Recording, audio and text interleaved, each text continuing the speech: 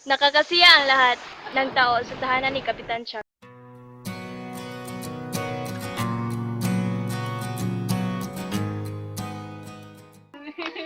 Magandang gabi sa inyo mga padre.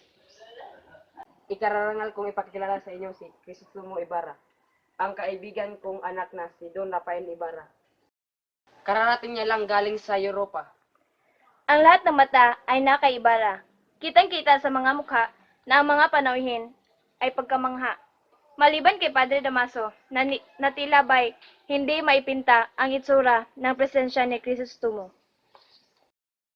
Ikinararangal ko makita tayo lahat.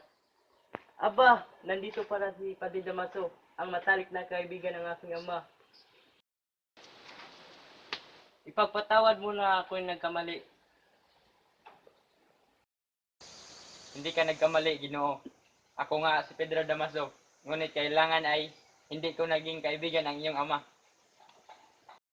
Kayo ba talaga ang anak ni Don Rafael Ibarra? Ako nga po, Ginoo. Nakasama at nakilala ko ang iyong ama at nasasabi kong tunay siyang marangal na tao. Nararapat lamang na siya ay kilalanin. Sana ay mas mapalad kayo sa inyong ama. Ginoo, maraming salamat sa iyong pagpuri sa aking ama.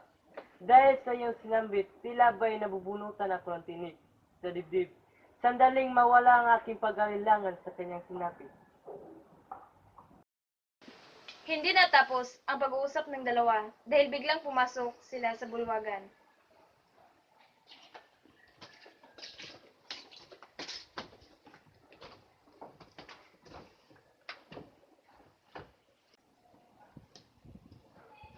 Magandang gabi po sa inyo mga Ginoo. Nakahanda na po ang hapunan.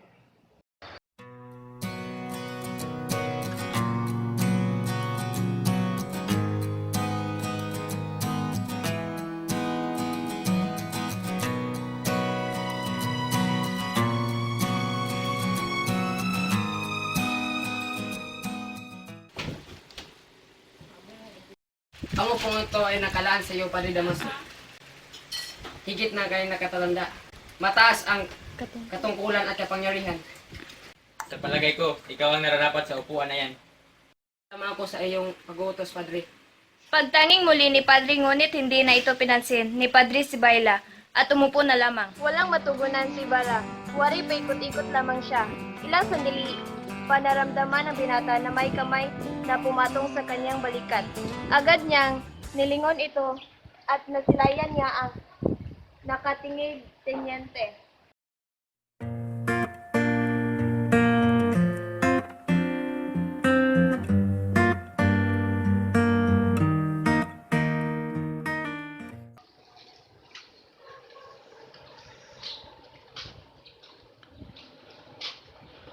Binata, mag-iingat kayo. Naway magsilbing aral sa inyo ang nangyari sa inyong ama. Mukhang malapit sa iyong aking ama. Maaari niyo bang ikwento sa akin ang totoong sinapit ng aking ama? Hindi niyo pa rin ba nalalaman? Batid ng lahat ang nangyari sa inyong ama. Namatay ang inyong ama sa bilangguan. Ano po ba ang nangyari?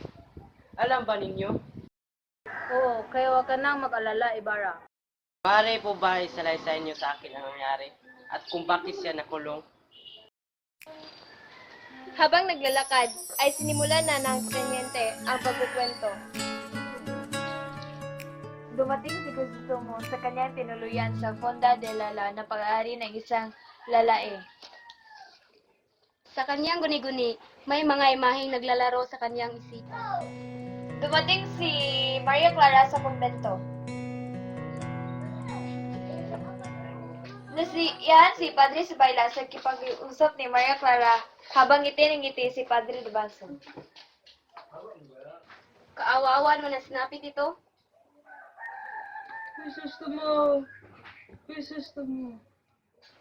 Madilim na ang gabi nang datnan ang antok si Crisostomo at napahimbing sa pagtulog.